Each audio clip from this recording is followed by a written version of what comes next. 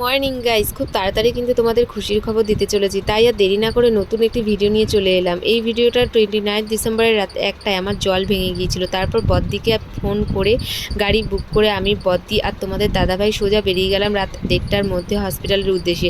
এখানে সব কাগজপত্র ঠিকঠাক করে ভর্তি হয়ে বেডে চলে আসলাম। এটা কিন্তু অন্যের বেড, কোনো রকম এখন বসে আছি। এরপর আমাকে বেড দিয়েছে। বাড়ি থেকে আসার সময় শুধু একই আর চাদর নিয়ে এসেছিলাম। তারপর এখানে দেখো দিদি হাঁটাচলা করছিল, একটু বদ্দি এখানে দাঁড়িয়ে রয়েছে, আর পুরো রাতটা ও জেগেছিল।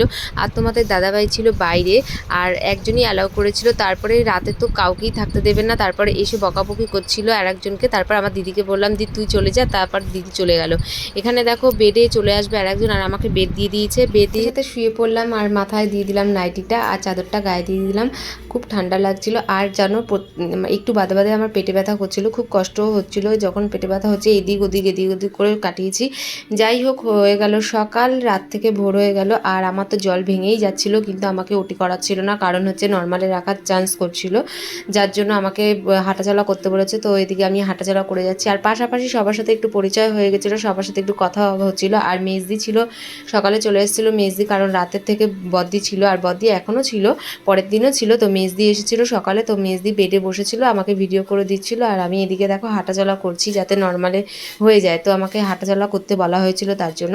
আর এদিকে সবাই বসে রয়েছে। এখানে কিন্তু শুধুমাত্র যাদের ডেলিভারি হয়নি তারাই আর কি বসেছিল, আর যাদের ডেলিভারি হয়ে গেছে তাদের বেড দিয়ে দিয়েছে। দুপুর 1:30 2টো বেজে গেছে, তারপরেও কোনো খবর দিচ্ছে না যে কি হবে, ডেলিভারি এখন করাবে কি না করাবে। এদিকে তো আমার জল ভেঙে যাচ্ছিল সমানে, কিন্তু কোনো খবর দিচ্ছে না, খালি বলে যাচ্ছে যে এখনও সময় লাগবে বা কালকে হবে, মানে 1 তারিখে, জানুয়ারির 1 তারিখে হবে এটা বলছে। তো আমি তো খুব টেনশনে পড়ে গেছিলাম। তো পাশের একজনের জল এরকম ভেঙে যাওয়াতে, মানে জল বেরিয়ে যাচ্ছিলো, তারপরে তাকে স্যালাইন দিয়েছিল, তার ছিল টুইন্স বেবি, ঠিক আছে। তারপরে ডাক্তার বলল যে একে ট্রান্সফার করা হবে, আর্জি করে ট্রান্সফার করে দিয়েছে। তো তার নাকি বাচ্চার মানে ঠিকঠাক হবে না, হলেও বাঁচবে না। এই টেনশানে আমি খুব টেনশন করছিলাম। তো আমি খুব ভয় পেয়ে গেছি যে কী হবে, কী করব। এরকম তো আমারও জল বেরিয়ে যাচ্ছে সমানে, তারপরে যদি কোনো ইস্যু হয়। তারপরে যাই হোক, তোমাদের দাদাভাইকে ফোন করে বললাম যে এরকম ব্যাপার। তোমাদের দাদাভাইও খুব চিন্তায় পড়ে গেছে, দিদিও খুব চিন্তায় পড়ে গেছিলো। যাই হোক, অবশেষে ডাক্তারকে বলে রাজি করিয়ে তারপরে আমি তো অন্য জায়গায় চলেই যেতাম, অন্য কোনো নার্সিংহোমে। তারপর আমাকে আটকে দিয়েছে, যেতে দেয়নি। যাই হোক, তারপরে ডাক্তার বললো ঠিক আছে 7টার সময় তোমার ওটি হবে। তো এই অনুযায়ী যাই হোক আমরা বেরোলাম।